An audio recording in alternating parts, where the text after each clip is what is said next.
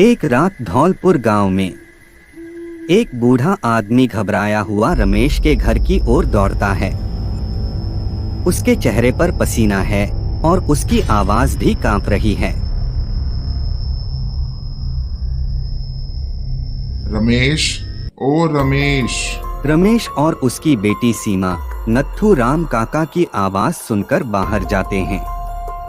रमेश, कुछ तो गड़बड़ है। मैंने अपनी आंखों से देखा है, कोई परछाई तेरे खेतों के आसपास घूम रही थी।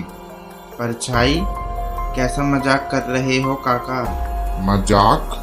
अरे तेरी कसम, जब मैंने उसे देखा तो मेरे तो पैरों तले जमीन ही खिसक गई। सीमा चुपचाप ये सब सुन रही है, फिर हल्का मुस्कुराती है। बाबा, डर हमेशा धोखा देता है और यही डर अगर सही जगह इस्तेमाल हो जाए तो बड़े बड़ों की अकल ठिकाने लग जाती है। अगली सुबह पूरे गांव में अफवाह फैल जाती है कि रमेश के खेत में कोई रहस्यमयी शक्ति है। वहीं दूसरी ओर रमेश अपने खेतों में काम करने के लिए निकल पड़ता है। उसकी मदद करने उसके साथ उसकी बेटी सीमा भी जाती है। रमेश और सीमा खेत में काम कर रहे हैं। दोनों के चेहरे पर चिंता साफ दिख रही है। बेटी, बारिश ने हमारी फसल बर्बाद ही कर दी। अब ये कर्ज कैसे चुकाएंगे? बाबा, हर मुसीबत का हल होता है, बस थोड़ा इंतजार करना पड़ता है। तभी जमींदार भैरव सिंह अपने 2 गुंडों को लेकर रमेश को धमकी देने उसके खेत की तरफ आता है। रमेश, अब तो तुम्हारा खेत मेरे नाम करने का वक्त आ ही गया है। जमींदार साहब, थोड़ा और वक्त दे दीजिए। 3 दिन। अगर पैसे नहीं मिले तो खेत मेरा होगा और फिर मैं फैसला करूंगा कि तुझे इस गांव में रहने देना है या नहीं। सीमा बिना डरे जमींदार की आंखों में देखती है और हल्की मुस्कान देती है। जमींदार साहब, इतनी जल्दी क्यों? क्या पता हमारी जमीन ही आपकी किस्मत बदल दे। जमींदार सीमा को शक भरी नजरों से देखता है, लेकिन बिना कुछ बोले चला जाता है। सीमा के चेहरे पर रहस्यमयी मुस्कान है। सीमा अपने पिता के दोस्त शिवराम काका के पास जाती है। अगर मैं जमींदार को उसके ही लालच में फंसा दूं, तो क्या आप मेरी मदद करोगे? बेटी, वो बहुत चालाक है, पर तेरा प्लान क्या है? सीमा धीरे से कुछ कहती है। शिवराम की आंखें चमक उठती हैं। गांव में अफवाह उड़ती है कि सीमा के पास एक जादुई पत्थर है जिससे मिट्टी सोना बन सकती है। यह खबर तेजी से जमींदार तक पहुंचती है।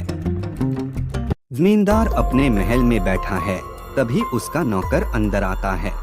मालिक, सुना है कि रमेश की बेटी के पास एक जादुई पत्थर है जिससे मिट्टी सोने में बदल जाती है।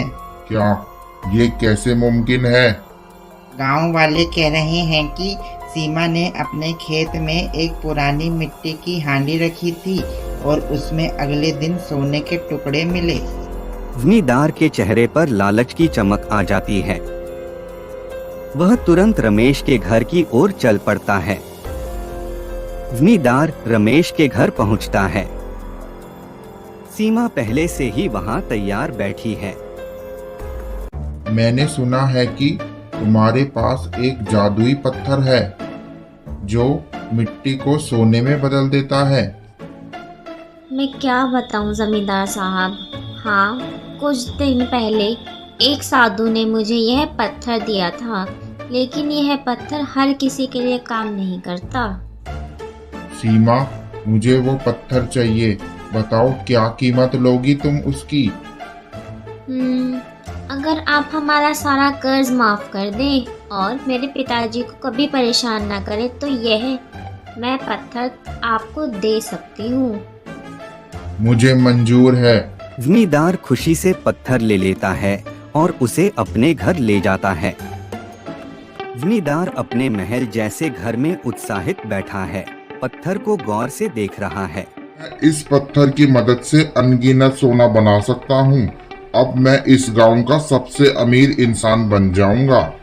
वह गांव की मिट्टी लाता है और पत्थर को मिट्टी पर जल्दी जल्दी रगड़ता है, लेकिन कोई असर नहीं होता। क्या मजाक है, शायद कुछ खास विधि होगी इसकी। तभी अचानक उसका पुराना वफादार नौकर रघु वहां आ जाता है। उसके चेहरे पर हल्की मुस्कान है। मालिक, क्या मैं अंदर आ सकता हूँ? रघु, तू यहाँ क्या कर रहा है? मैं आपके लिए बरसों से काम कर रहा हूँ। मैंने सुना है कि आपको कोई जादुई पत्थर मिला है जो मिट्टी को सोना बना सकता है। हाँ, लेकिन ये काम नहीं कर रहा। मालिक, क्या आपने कभी सोचा कि असली जादू मेहनत में होता है? कोई भी पत्थर सोना नहीं बना सकता, लेकिन अगर आप अपनी दौलत को गांव वालों की भलाई में लगाएं, तो यह गांव सच में सोने की खान बन सकता है। रघु, तुझे सच में पता है कि ये पत्थर कैसे चलेगा? तो मुझे वो बता बस। गांव की मिट्टी ही असली सोना है। अगर आप मेहनत करेंगे तो आपको यह मिट्टी सोना जरूर देगी। जमींदार अभी भी रघु की बातों को सोच रहा है, लेकिन उसके मन में संदेह बाकी है। तभी अचानक महल के बाहर शोर मचने लगता है। मालिक, बाहर गांव वाले इकट्ठे हो गए हैं। वो आपसे मिलने आए हैं। जमींदार जल्दी से बाहर आता है। देखता है कि गांव के कई गरीब किसान और मजदूर खड़े हैं। उनकी आंखों में डर और चिंता है। जमींदार साहब, हमारे खेतों में सूखा पड़ गया है। अब अगर मदद नहीं मिली तो हमारे परिवार भूखे मर जाएंगे। हमारे बच्चे कई दिन से भूखे हैं जमींदार जी। अगर कुछ मदद मिल जाए तो भगवान आपको आशीर्वाद देगा। जमींदार असमंजस में पड़ जाता है।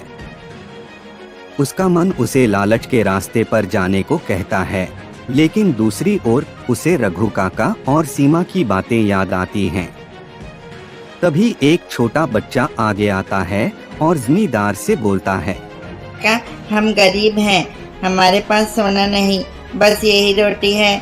आप इसे रख लो, लेकिन हमें भूख से मत मरने दो। जमींदार की आंखों में अचानक नमी आ जाती है। उसे एहसास होता है कि उसने हमेशा अपनी दौलत और शक्ति का गलत इस्तेमाल किया है। बच्चे, तुमने मेरी आंखें खोल दी।